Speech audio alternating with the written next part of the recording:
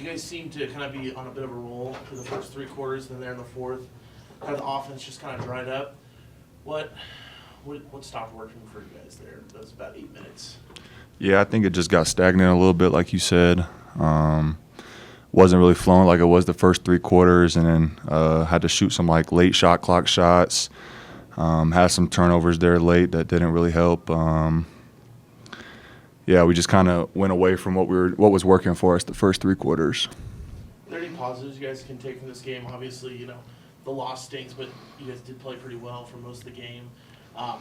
What's kind of the takeaways for you guys for this one? Yeah, I mean, we fought hard. We played hard. Thought we guarded Jokic as best as we could. We were physical throughout the whole game. Credit to them. They hit some shots. A lot of the guys that we were playing off of a little bit, trying to help on Jokic. But yeah, we'll learn from it. We'll get better, and we'll move on. And for you personally, you had 15 points there. You kind of seemed like got on a little bit of a roll. Did you maybe find yourself there a little bit tonight? It been a little bit of a struggle shooting for a little bit, but how did you feel after that one? Yeah, I mean, I hit my first three, and then kind of the other ones followed, and just able to find a groove and a rhythm in that first half, and didn't get anything in the second half going, but we lost, so it doesn't really matter. Apologies if you've already been asked this, but what do you make of what happened in the fourth quarter offensively for you guys? Yeah, I was telling him the offense just got a little bit stagnant. There were some play calls that weren't executed as well.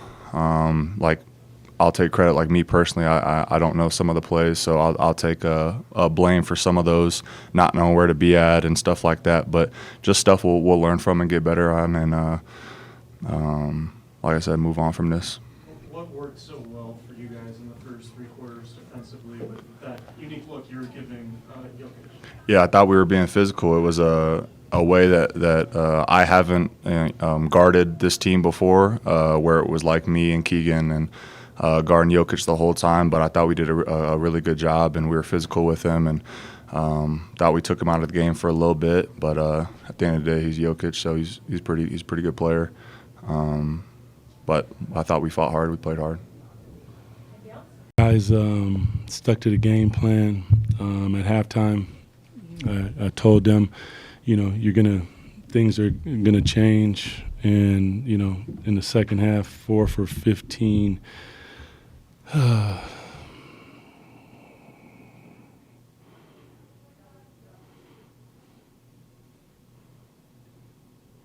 In free throw discrepancy, I thought the guys attacked the rim. They played a solid game. You got to give them credit too. Really good team. Last game of a road trip, the fight that the guys showed, especially with two of our starters down, I thought was super big time. There's a couple of times where you normally call things, but we had lineups that they hadn't jived, so that got us a little discombobulated. But for the most part, you don't want to lose. You don't, especially as competitive as this one's gonna hurt. It's gonna hurt, but this is our league, and you got to deal with it. But proud of our guys as far as game plan, discipline, aggressiveness, physicality. Yeah. Doug, I'm not trying to get you fined or anything, so I won't ask you to speak on the free throws themselves directly. But maybe in the flow of the game, when you're maybe not getting the whistle that maybe you'd expect, how do you keep the guys engaged and focused on the task at hand there on the offense? Because my job is to deal with the refs, and their job is to hoop. And that's what I expect out of them, and they know this. So when they start talking to the refs and barking at the refs, I'm like, yo, chill that out. We don't do that. We here to hoop. Let me deal with them, and I will state our case and live to fight another day. I want their minds focused on the game plan, and for the most part, we did that. There was a little bit where we got, like I said, a little discombobulated, but in a high leverage situation, it's to be expected sometimes. You don't want it, but it happens. Was there any, how do you assess sort of the fourth quarter for you guys and the discrepancy in the score and offense?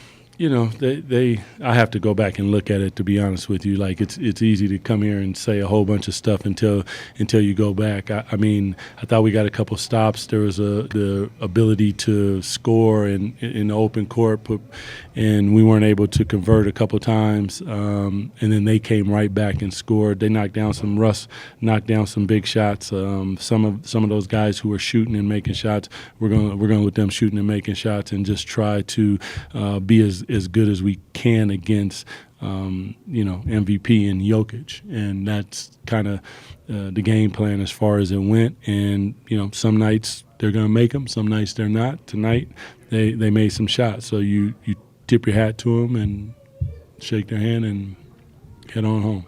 Given the opponent, was that one of the best defensive performances you've seen from this team since you've been on the staff the last few years? Well, I would say that how I explained it to them is, as we continue down this path, the opponents are going to get better, and it's going to be more of a playoff atmosphere. So the approach to this is going to be more playoff-esque. And then in the fact that there's a game plan, and in the playoffs, the plan switches because people adjust in different things based upon what we saw, what I watched on video and different things.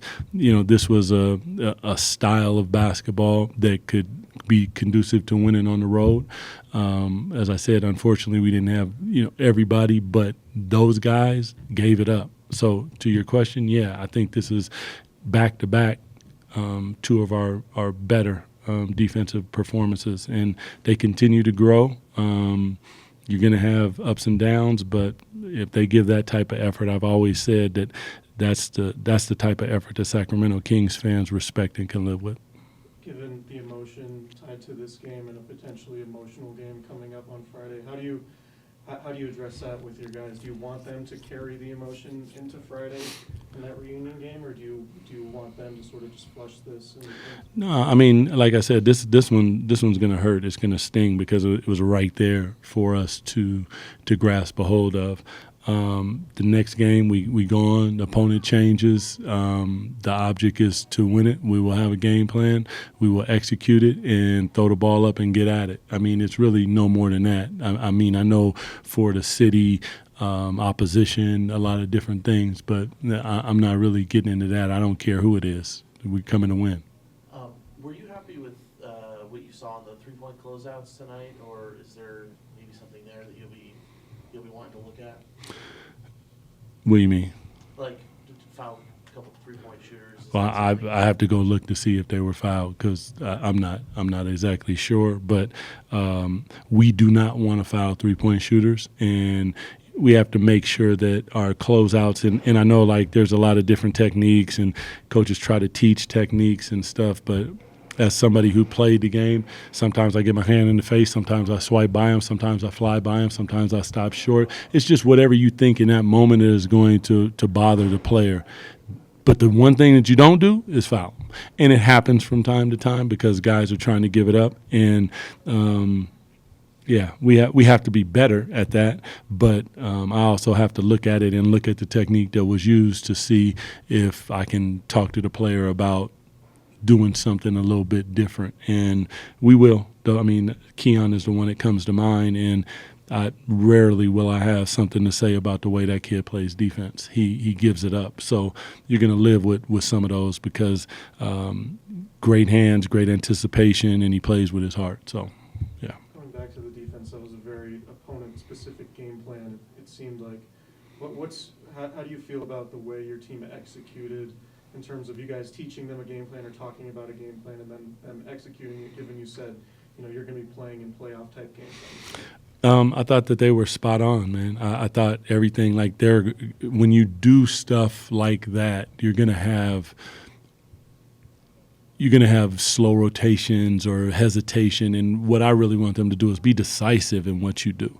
Even if it's not the right thing, if you are decisive, that means you're your teammate can see it, then he can pull the trigger. The next person pulls the trigger, and if they make shots, then you live with that. And in many ways, I thought that they executed at a really, really high level. Like I said, I'm gonna go back and look at it, but that's the type of execution of a game plan that we want to see. Now we have to be better offensively, execute, especially down the stretch, make sure that to the point, leave the referees alone. They're here to do their job. Let them ride and do their job. We come here to compete at a high level and win, and I'll deal with them.